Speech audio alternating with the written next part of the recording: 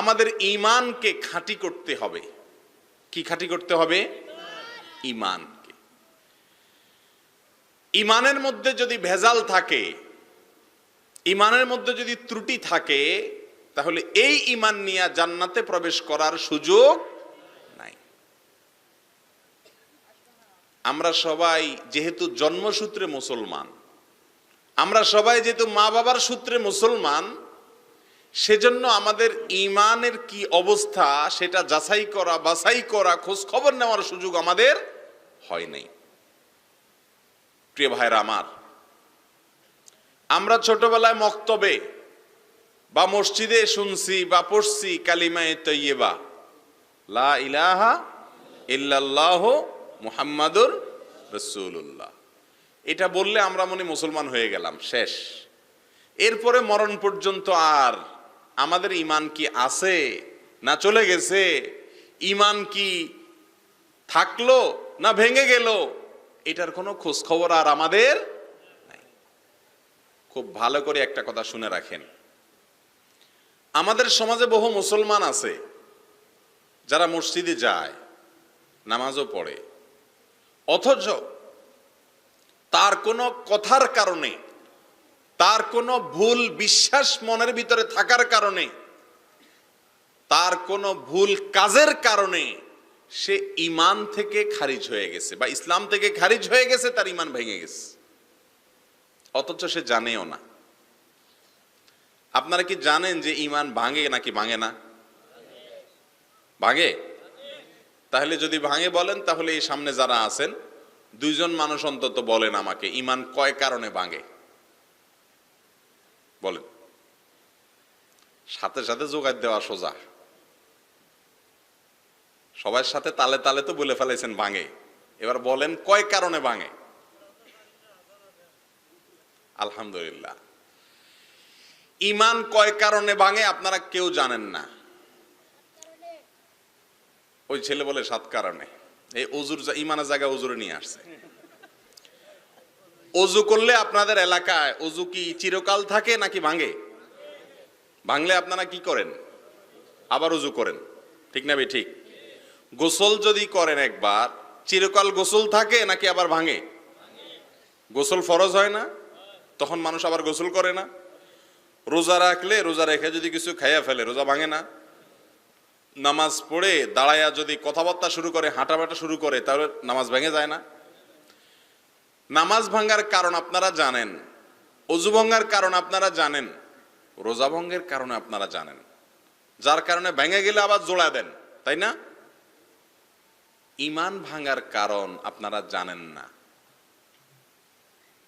যদি না জানেন, তাহলে ঈমান আপনার কখন ভাঙলো কখন ভাঙলো না আপনি টের পাবেন? কথা বুঝেন না আমার? আপনি যদি না জানেন ঈমান কি কি কাজ করলে ঈমান ভাঙে যায়, কি কি কথা বললে ঈমান নষ্ট হয়ে যায়, ঈমান চলে যায়, আপনি যদি এটা না জানেন, তাহলে আপনার ঈমান আছে না নাই আপনি নিজেও কি বলতে পারবেন? কোন কথায় কোন কাজে ঈমান গেছে আপনার হয়তো খবরও নেই, ঠিক না বে ঠিক? তাহলে ঈমান ভাঙার কারণ জানতে হবে কি হবে না? কিন্তু আপনারা তো সেগুলো জানতে চান না। আপনারা চান হুজুর লাইলি মজনুর কিচ্ছা শোনায় দেখ। সুদ দিয়া লাইলি মজনুর কিচ্ছা শুনে দিলে আপনারা খুশি, ঠিক না বে ঠিক? প্রিয় ভাইরা আমার, ছোটবেলায় ঈমান আনছেন, এই ঈমান মরণ পর্যন্ত থাকবে নাকি আমাদের কথা কাজের কারণে ভাঙতে পারে? যদি ভাঙতে পারে তাহলে ঈমান ভাঙার কারণ জানতে হবে না? আজকে আমি সেটার দিকে বললে তো মূল আলোচনা করতে পারবো না। ঈমান ভাঙার অনেকগুলো কারণ আছে। অনেক উলামায়ে কেরাম গবেষণা করে বলেছেন 10টা কারণ আছে। এই 10টা কারণের ভিতরে সবচেয়ে বড় কারণ হলো আল্লাহর সঙ্গে শিরিক করা। আল্লাহর সঙ্গে কি করা? শিরিক করা। আমাদের আল্লাহ যিনি আমাদেরকে সৃষ্টি করেছেন, আল্লাহর জমিনে যত রকমের পাপ আছে, যত রকমের গুনাহ আছে, যত রকমের অপরাধ আছে, এর মধ্যে সবচেয়ে তার কাছে বড় পাপ, সবচেয়ে বড় অপরাধ, সবচেয়ে বড় গুনাহ হলো আল্লাহর সঙ্গে শিরিক করা। আল্লাহর সঙ্গে কি করা? শিরিক করা। শিরিক করা মানে বুঝেন আপনারা কি? শিরিক করা মানে হলো আল্লাহর পার্টনার সাব্যস্ত করা। আমরা শেয়ারে ব্যবসা করি না? শেয়ারে দুইজন মিলে করলে বলে দুইজনে শেয়ারে ব্যবসা করে, তাই না? আল্লাহর সঙ্গে কোনো শেয়ার বানানো, আল্লাহর সঙ্গে কোনো পার্টনার সাব্যস্ত করা, আল্লাহর সমতুল্য কাউকে বানানো, আল্লাহর জায়গায় কাউকে স্থান দেওয়া, এটাকে বলে কি? শিরিক করা। এই শিরিক যদি কেউ করে, আল্লাহ তাআলা কোরআনে ঘোষণা দিয়েছেন, ইন্নাশ শিরকা লাযুলমুন আযীম, নিশ্চয় শিরক মহা অপরাধ। শিরকের চাইতে বড় কোনো অপরাধ আর নাই। আল্লাহ বলেছেন, ইন্নাল্লাহা লা ইয়াগফিরু আন ইউশরাকা বিহি ওয়া ইয়াগফিরু মা দুনা যালিকা লিমান ইয়াশা। আল্লাহর সঙ্গে যদি কেউ শিরিক করে, এই অপরাধ আল্লাহ তাআলা কখনো মাফ করবেন না। শিরিক ছাড়া অন্য যে কোনো অপরাধ মানুষ করলে আল্লাহ তাআলা চাইলে মাফ করতেও পারেন। যদি দুনিয়া থেকে কেউ তওবা ছাড়া দুনিয়া থেকে চলে যায় আর সে শিরিক করত, তাহলে এই অবস্থা সে যত নামাজ কালাম পড়ুক, যত রোজা রাখুক, যত হজ করুক, যত ইবাদত বন্দেগী করুক, এগুলার কোনোটা কোনো কাজে আসবে না। সোজা জাহান্নামে যাবে আর চিরকাল জাহান্নামে থাকবে। প্রিয় ভাইরা আমার, একজন মুসলমানের কাছে সবচেয়ে বড় আতঙ্কের নাম হলো শিরিক। আজ করোনা ভাইরাসের ভয়ে সারা পৃথিবীর মানুষ যেরকম আতঙ্কিত, একজন মুসলমান এরকম আতঙ্কে থাকবে শিরিকের ভয়ে। কিসের ভয়ে? শিরিকের ভয়। আমাদের মালিক এবং আমাদের সৃষ্টিকর্তা আল্লাহ সুবহানাহু ওয়া তাআলা এক না দুই, এক না একাধিক, এক। আল্লাহ কোরআনে বলেছেন, কুল হুয়াল্লাহু আহাদ, বলুন আল্লাহ। আল্লাহ সুবহানাহু ওয়া তাআলা যদি একক হন, অদ্বিতীয় হন, তাহলে আমাদের রবকে আল্লাহ। আমরা কোরআনে কারীমে সূরা ফাতিহার প্রথম আয়াতটা সবাই জানি, প্রত্যেক সালাতে প্রতি রাকাতে আমরা পড়ি, আলহামদুলিল্লাহি রাব্বিল আলামিন, মানে প্রশংসা আল্লাহর, যিনি সকল জগৎ সমূহের পালনকর্তা। তাহলে আমাদের সবার পালনকর্তা কে? আল্লাহ। এখন যদি আপনি মনে করেন আপনার পালনকর্তা শুধু আল্লাহ না, আরো কেউ আছে, ঈমান থাকবে? আমাদের সমাজে অনেক মানুষ দেখবেন বলে, কোন দরকারি কাজ, কঠিন কাজ, এটা যাতে সহজ হয়ে যায় এজন্য বলে, আরে আল্লাহও লাগে, বলে না? আল্লাহও লাগে, ইল্লাহও লাগে। আপনাদের এলাকা বলে এগুলা? এটার মানে কি বলেন? এটার মানে হলো কোন একটা কাজ হওয়ার জন্য উপরে তো আল্লাহ আছে, আল্লাহও লাগে, শুধু আল্লাহ হয় না, সাথে কি লাগে? দুনিয়ার ইল্লাহও লাগে, মানে উসিলাও লাগে। এই না এটার অর্থ? আপনি নামাজে পড়তেছেন কি আর মুখে বলতেছেন কি? নামাজে বলতেছেন আলহামদুলিল্লাহি রাব্বিল আলামিন, প্রশংসা করছি ওই আল্লাহর যিনি সমস্ত জগৎ সমূহের পালনকর্তা। সকল জগৎ সমূহের পালনকর্তা কে? আল্লাহ। তো আল্লাহকে সব জগতের পালনকর্তা বলছেন, তিনিই লালন পালন করেন একমাত্র।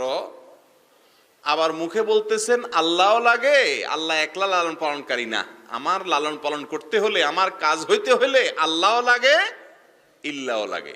এটা কি মুসলমানের কথা? কিন্তু আমরা বলি না এগুলা অহরহ। কথা কি বুঝতেছেন আপনারা? এই কথাগুলো আমাদের ঈমানের জন্য ক্ষতিকর।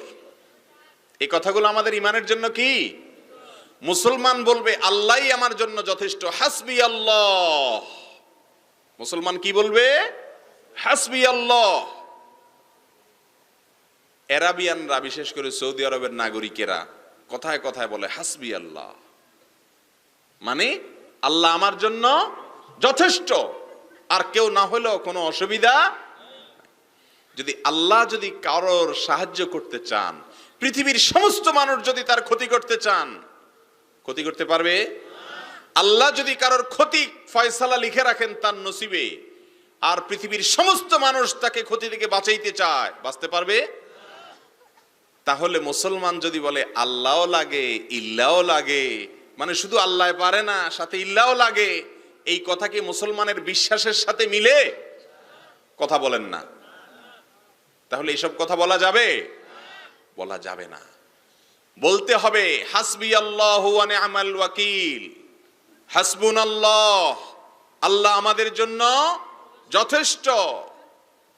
যখন কোন যুদ্ধে সাহাবীরা ভয়ে তটস্থ, কাফের বাহিনী অনেক, অস্ত্র শস্ত্রে সজ্জিত, নিজেদের কাছে কিছু নাই, তাদের মনটা ছোট, তখন তারা বলে উঠলেন হাসবুনাল্লাহ, আল্লাহ আমাদের জন্য যথেষ্ট। তারা আমাদের মতো বলেন নাই আল্লাহও লাগে ইল্লাহও লাগে, বাঁচবো কেমনে, আল্লাহ তো আছে বুঝলাম, সাথে আমাদের কি লাগবে?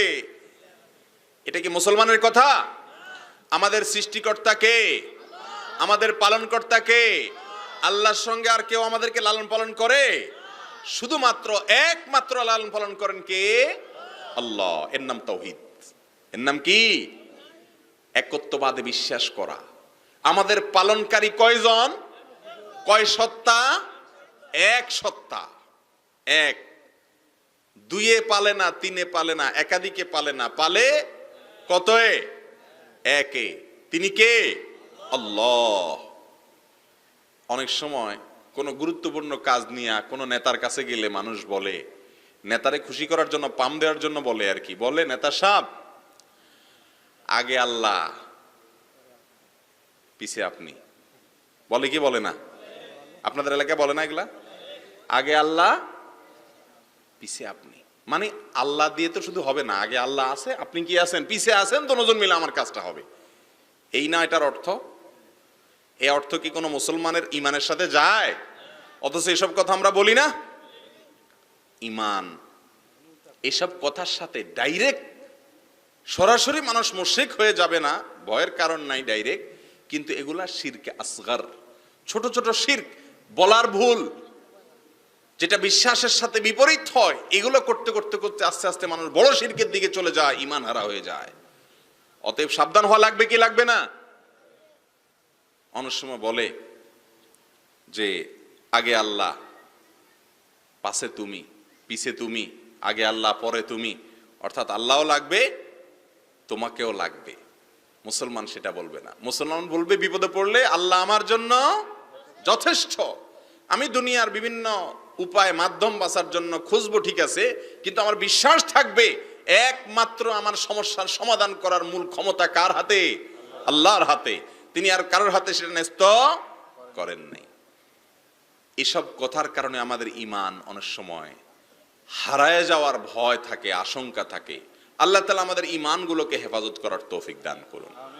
প্রিয় ভাইরা আমার, আমাদের সমাজে এরকম কথার ভুল যেরকম আছে, কাজেরও ভুল আছে। যেমন কেউ যদি মনে করে যে আমার যখন কোনো বিপদ আপদ হয়েছে, এই বিপদ আপদ থেকে বাঁচানোর জন্য আমি কোনো পীর সাহেবের কাছে গেলাম, জীবিত বা মৃত, উনি আমার বিপদ থেকে উদ্ধার করে দিবে। তাহলে আমার বিপদ থেকে উদ্ধার করার একমাত্র মালিক শুধু আল্লাহ, এটা হইলো আর থাকলো? আল্লাহর সঙ্গে একটু শেয়ার হয়ে গেল না? কথা বুঝেন নাই? আল্লাহর সঙ্গে একটু শেয়ার হয়ে গেল না? এটা কি ঈমানের সঙ্গে যাবে? যাবে না। খেতে খামারে ফসল না হলে অনেক সময় বলে যে অমুকের থেকে পানি পড়া নিয়ে আসো, পানি পড়া ছিটায় দাও অথবা তাবিজ লটকায় দাও, তাহলে কি হবে? খেতে খামারে ফসল হবে। আবার ফসল হলে ওখান থেকে ভাগ দিয়ে আসে পীর সাহেবরে, বলে এটা পীরের হক, পীরের ভাগ। কেন? কারণ ওনার দোয়ায়, ওনার পানি পড়ায়, ওনার তাবিজে কি হয়েছে? ফসল হয়েছে। মুসলমান এগুলো বিশ্বাস করবে? দেওয়ার মালিক কে? আল্লাহ। আমরা কোরআনে কারীমের একটা আয়াত প্রত্যেক নামাজে প্রতি রাকাতে পড়ি, ইয়্যাকা না'বুদু ওয়া ইয়্যাকা নাস্তাঈন। আল্লাহ, শুধু তোমারই ইবাদত করি। ইবাদত করি শুধু কার? ইয়্যাকা না'বুদু, যার অর্থ হলো আল্লাহ শুধু তোমারই ইবাদত করি, ইবাদত আর কারোর করি না। ওয়া ইয়্যাকা নাস্তাঈন, আর সাহায্য শুধু তোমারই চাই। সাহায্য কার কাছে চাই? শুধু আল্লাহর কাছে, আর কার কাছে সাহায্য চাই না। এটা হলো মুখে আমরা বলতেছি, কাজে কি করি? যদি ওই যে ইল্লার কাছে দৌড়াই, কাজে হলো ইল্লার কাছে দৌড়াই। আপনারা বলতে পারেন তাহলে কি আপনি বলতেছেন হাত পা ভাঙে বসে থাকবো? না, আপনি উপায় উপার্জনের জন্য দৌড়ান, কিন্তু আপনার বিশ্বাস থাকবে শুধুমাত্র করার ক্ষমতা একমাত্র কার হাতে? আল্লাহর হাতে, আর কারোর হাতে নাই। আমাদের দেশে অনেকের ব্যবসা বাণিজ্যের উন্নতি না হলে অনেক মাজারে চলে যায়, আছে না নেই? মাজারে যায়া দান খয়রাত করে, মাজারে যায়া দোয়া করে, করলে ব্যবসার উন্নতি হবে, এরকম বিশ্বাস আছে না নাই? আবার বলে খাজারে তোর দরবার হতে কেউ ফিরে না খালি হাতে। তার মানে খাজা কিছু না কিছু দেয় মানুষকে। খাজার দেওয়ার ক্ষমতা আছে? খাজাকে আমাদের আল্লাহ, তাহলে আমাদের দেওয়ার মাতলিক একমাত্র কে? তাহলে যদি বলি খাজারে তোর দরবার হতে কেউ ফিরে না খালি হাতে, তার মানে খাজার দরবার থেকে কিছু কিছু পাওয়া যায়, তাহলে এটা আল্লাহর সঙ্গে শিরিক হলো না? আর শিরিক করলে ঈমান থাকে? অনেক ভাই বোনেরা আমাদের না বুঝে সন্তান হয় না, ওই খাজার দরবারে চলে যায়। সন্তান দেওয়ার মালিক কে? আল্লাহ কোরআনে স্পষ্ট বলেছেন, ইয়াহাবু লিমান ইয়াশাউ ইনাসা ওয়া ইয়াহাবু লিমান ইয়াশাউ যুকুরা। আল্লাহ যাকে ইচ্ছা তাকে মেয়ে সন্তান দেন, যাকে ইচ্ছা তাকে ছেলে সন্তান দেন। আবার কাউকে ছেলে মেয়ে দুইটাই দেন, আবার কাউকে কিছুই দেন না। এটার মালিক কে? আল্লাহ। এখন আপনার শুধু ছেলে হয়, মেয়ে হয় না, মেয়ে হয় ছেলে হয় না, অথবা কিছুই হয় না, আপনি চলে যাচ্ছেন কোথায়? মাজারে। ওই মাজারওয়ালার দেওয়ার ক্ষমতা আছে? যদি মাজারওয়ালার কাছে চান তাহলে এটা আল্লাহর সঙ্গে শিরিক করা হয়ে গেল। আল্লাহর কাছেও চান, মাজারওয়ালার কাছেও চান, শিরিক হলো না? এই শিরিক করলে ঈমান থাকবে? থাকবে না। এটা হলো বড় শিরিক। আরেকটা ছোট শিরিক আছে, আমরা অনেক সময় কসম করি। আল্লাহর কসমের পাশাপাশি আরো বিভিন্ন জিনিসের নামে কসম করি না আমরা? যেমন তোমার কসম, জামাই বউরে বলে তোমার কসম, ছেলে মাকে বলে মায়ের কসম, বাপের কসম, ছেলের মাথায় ছুঁয়া বলে এর মাথা ছুঁয়া কইলাম, মাটি ছুঁয়া কইলাম, গাড়ির ড্রাইভারে হুইল ছুঁয়া কয় হুইল ছুঁয়া কইলাম, আছে না নাই? দোকানদারে ক্যাশ ছুঁয়া কয় ক্যাশ ছুঁয়া কইলাম, আছে না নাই? আরো কত কিছু ছুঁয়া আল্লাহ জানে। কসম হবে কার নামে? আমাদের নবীজি বলেছেন, মান আরাদা আন ইয়াহলিফা ফালইয়াহলিফ বিল্লাহি আও লিয়াসমুত। কারোর যদি কসম করার দরকার হয় সে শুধু আল্লাহর নামে কসম করবে, আর নাহলে চুপ থাকবে। অন্য কারোর নামে শপথ করা জায়েজ, অন্য কারোর নামে শপথ করলে সেটা ছোট শিরক হবে। আল্লাহ আমাদেরকে বাঁচার তৌফিক দান করুন। প্রিয় ভাইরা আমার, অনুরূপভাবে আমাদের কাজের মাধ্যমে আমরা যে শিরিক করি তার ভিতরে একটা হলো, আমাদের অনেক ভাই বোনদেরকে দেখবেন অনেক মাজারে গিয়ে সিজদা করে, আছে না নাই? অনেক মাজারে সিজদা করার লোক আছে না এখনো? সিজদা এটা কি ইবাদত নাকি ইবাদত না? কথা বলেন, সিজদা করা এটা কি ইবাদত নাকি ইবাদত না? ইবাদত। ইবাদত শুধু কার জন্য হবে? আল্লাহর জন্য। আমাদের সৃষ্টি করছে কে? আল্লাহ। সাথে কি ওই পীর সাহেব মিলে সৃষ্টি করছে? তাহলে পীর সাহেবের সিজদা করা জায়েজ হবে?